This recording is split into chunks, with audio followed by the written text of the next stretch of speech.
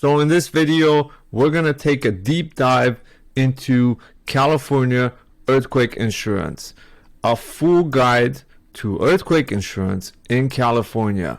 So you'll be better positioned to make a decision about earthquake insurance before the big one hits.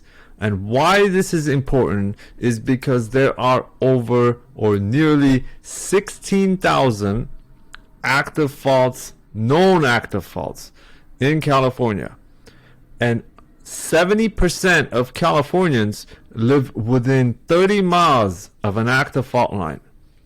So having the information for you is going to be vital into making a decision whether you want earthquake insurance, whether earthquake insurance is going to be right for you, or which type of a policy is going to be right for you, what coverages, deductibles, so that you can protect your home. And in an event of a major earthquake, you'll be better positioned into getting back to where you were before that earthquake occurred. So stay tuned. Let's take a look at some of these topic areas together. Okay, so here we are with our first slide. Who provides earthquake insurance in California? Now there are three areas we need to talk about. One is the California Earthquake Authority, which is the government program that provides earthquake insurance in California. So it provides earthquake insurance through home insurance carriers.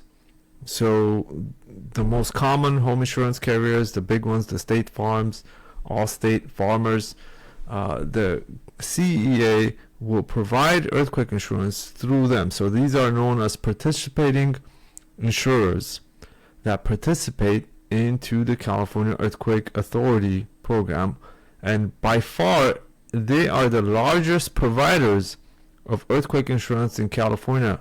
Something like 80% of the market share is controlled by the California Earthquake Authority, and many homeowners think that's the only option actually. So they'll get a mandatory offer from the CEA if their home insurance is a participating provider with the CEA. So when they buy a homeowner's policy, even if their agent or insurance company didn't even mention anything about earthquake insurance, they'll get a mandatory offer in the mail, often known as the minimum or the mini policy, which is just a very basic policy with a 15% deductible. Now the second carrier, we'll talk about the CEA more in another slide, but the private earthquake carriers are also providers of earthquake insurance in California. Some of the top ones available that we work with are Palomar, Giovera, and Zurich. Palomar and Giovera have a couple of different programs. So they have several programs. Palomar has the Value Select and the Heritage program. Giovera has a single limit policy as well as a split limit, a flex limit. We'll talk about specifically about these carriers in other videos. This will be a more general for California earthquake insurance, but these are the carriers, private earthquake insurance carriers available in California. There's also another way of getting earthquake insurance in California, which is an endorsement. Some home insurance providers have an endorsement that will cover earthquake insurance. You can add the endorsement onto your homeowner's insurance policy for perils of earthquake. So damage from an earthquake will be covered by your homeowner's insurance. Known providers are Travelers, and I believe Chubb has one also. There's a couple of other insurers that have an endorsement for earthquake insurance. The most known is Travelers that I know. Okay, so let's look at now what earthquake insurance actually covers. Okay, so a lot of information here. We're going to take a look at the coverage areas of earthquake insurance. The main one is dwelling coverage. This is your actual home, the structure of your home, the foundation, walls, the roof, attached garages, anything that you need to live in the home. So that if it makes the habitability, the habitability of the home depends on it, then it's considered as dwelling. So that is the dwelling coverage. And then there's other structures. And other structures, if covered, of course, like the CEA doesn't cover it. But other structures coverage, this will be anything that does the stability of the home, the structure of the home doesn't depend on it. The habitability of the home doesn't depend on it. Like a detached garage, a pool, fences, barbecue areas. Those are more for aesthetic purposes. The structural integrity of the home doesn't depend on it. It's not required for habitability, and it's not an entrance or an exit to the home. That's considered other structures. Personal property contents. This will be furniture, appliances, belongings inside your home. Now it's important to consider that some of the personal property items have sublimits. For example, breakables. In some policies, electronics, like the CEA has a electronics sublimit. And there are additional living expenses is going to be the next on the list. This is the loss of use. In case you have to live elsewhere while the home is being reconstructed, you'll have to pay rent elsewhere for housing costs, hotels, meals, things like that. This will be additional living expenses. And as you can imagine, this may be very important for you if you don't have a second home, or if you don't have an option to live somewhere else, like relatives or anything, or you don't, maybe you do, but you don't want to bother them. So additional living expenses, loss of use coverage, very important. There are two more areas, loss assessment and building code upgrade, that we can quickly call. A loss assessment, it helps you pay your share of the damage costs of your condo or HOA charges that is assessed upon you. This is for people who own an HOA or condo association. So if the common areas are damaged and they assess upon you the damages, then this part of the coverage will help pay for that. And building code upgrade pays for the extra cost to rebuild your home up to the current building codes when an earthquake damages your home. Okay, so let's move along to what's not covered by earthquake insurance. This may be just as important. So any prior damage to your home, any prior earthquake damage, cracks, is not covered. Flood, tsunamis are not covered, as well as fire. Now it's important to understand that even if the earthquake causes a flood or causes a fire, okay, it doesn't do any actual structural damage to the home, but it ruptures the gas line and burns your house down, it's not going to be covered by the earthquake insurance. Okay, so you'll need your home insurance, or your fire insurance policy will take care of that. So, and oftentimes that's why homeowners policy or fire policy is required before you can even own an earthquake insurance policy. Okay, so, and then land damage, landscaping, of course, is not covered. Why it's important is because if you don't understand, many people, if you don't know that these things are not covered, if you don't know that flood is not covered, maybe you live in an area that is susceptible to flood, and you want to make sure that you have a flood policy and you have a good fire policy to protect you in case an earthquake causes one of those. Okay, deductible. How do they work? Okay, so unlike homeowners deductibles, which is a fixed dollar amount, earthquake insurance deductible is a percentage. Okay, so they range from 2.5% all the way to 25%.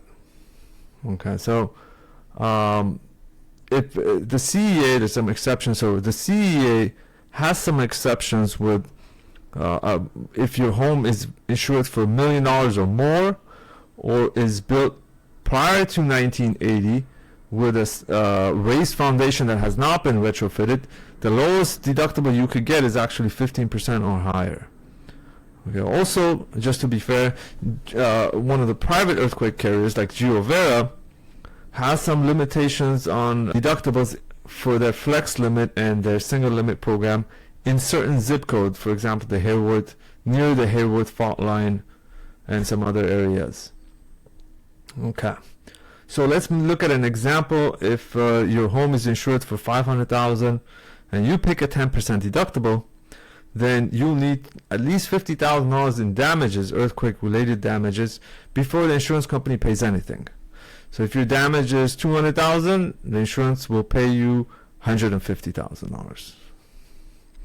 And the trade-off here is that if you have a lower deductible, then you're going to have a higher premium, higher deductible, lower premium, but a much bigger out-of-pocket risk.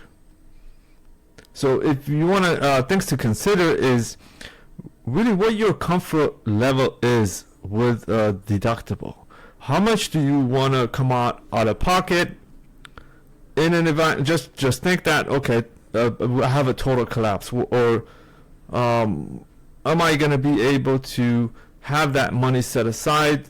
How comfortable am I having that money set aside with a bigger deductible, or do I want to have more premium now but have a much lower out-of-pocket expense later when that earthquake occurs? And you also want to look at the difference of the deductible and the premium. So multiple quotes is going to help you there. Ask your agent to give you some different amounts to look at and make that comparison. Alright, so what affects the cost and the premium for earthquake insurance?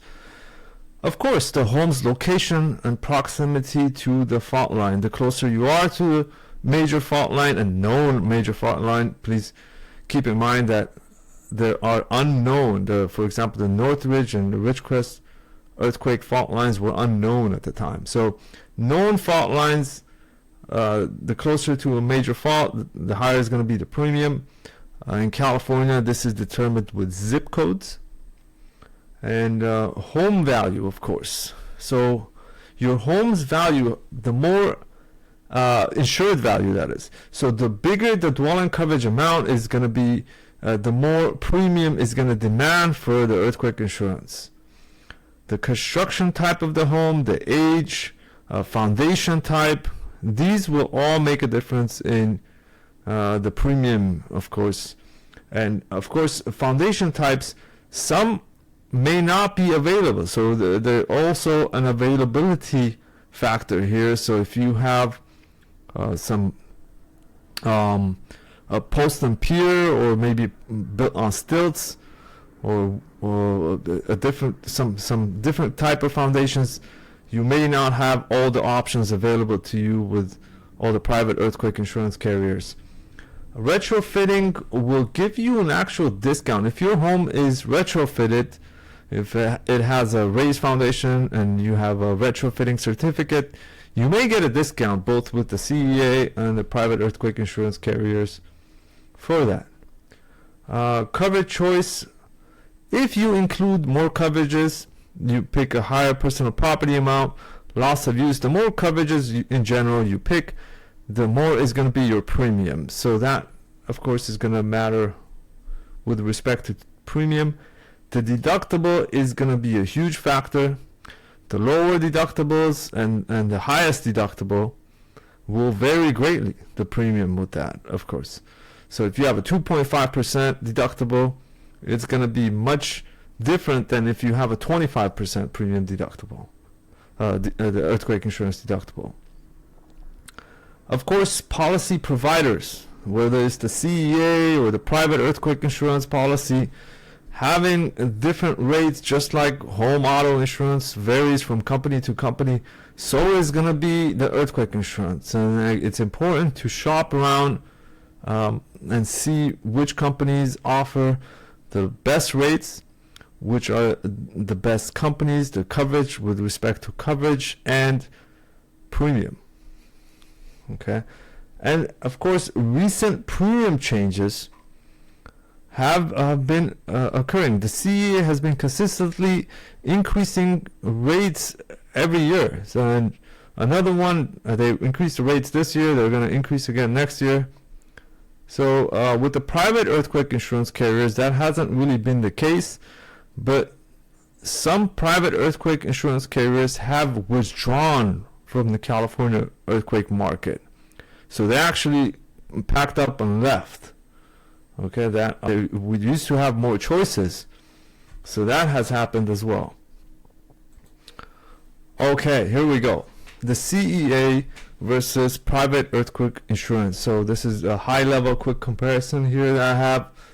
The CEA, they're widely available through most home insurances, I mentioned earlier. It provides baseline coverage, which is just basic personal property, loss of use.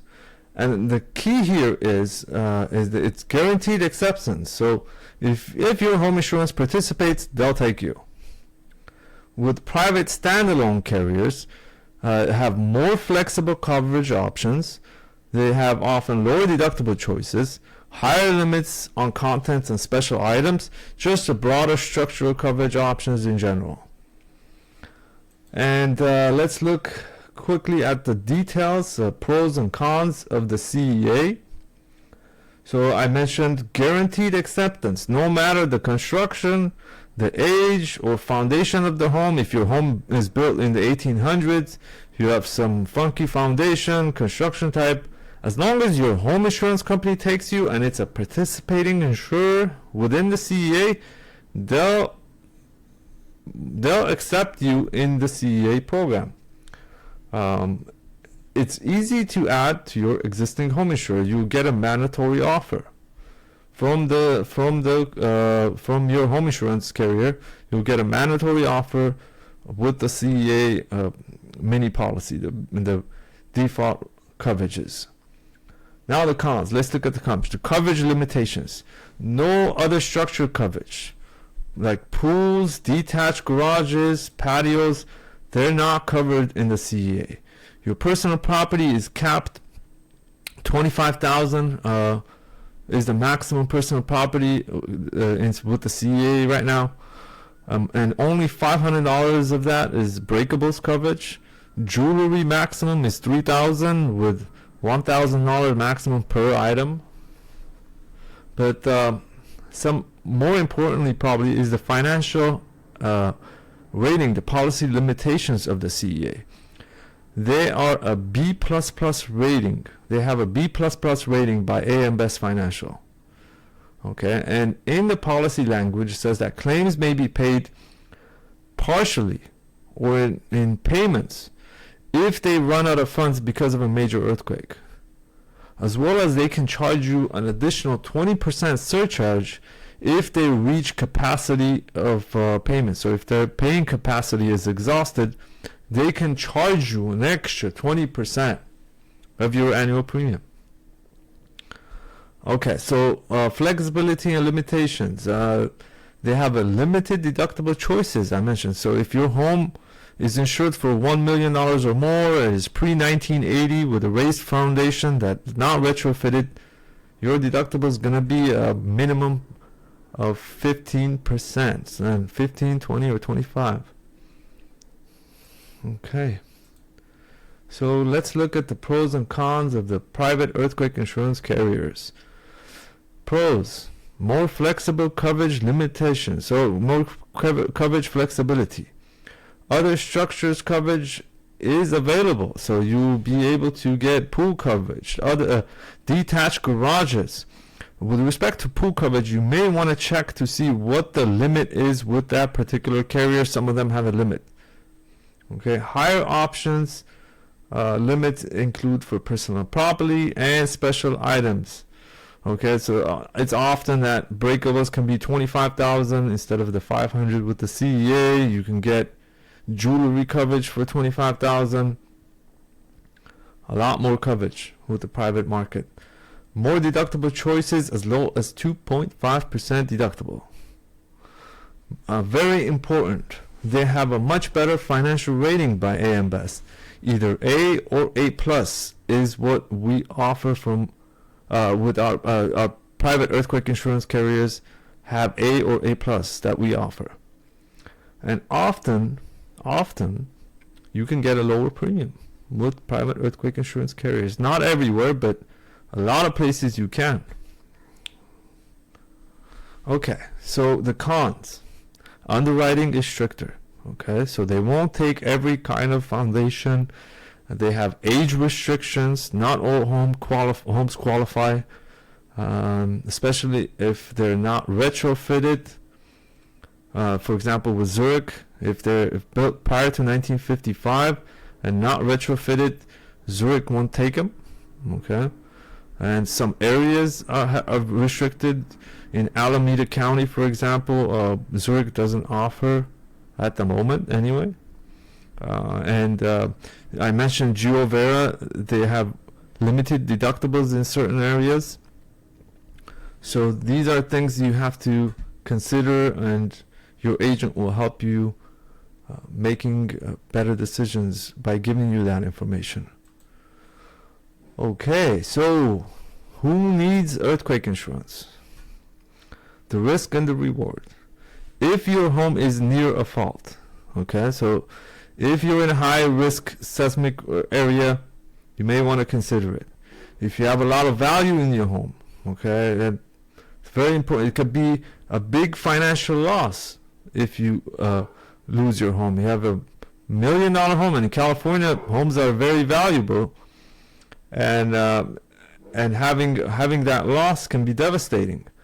If you have a lack of savings or an emergency fund to absorb that worst case scenario, and having to cover the deductible and the repairs, that is something that could be devastating.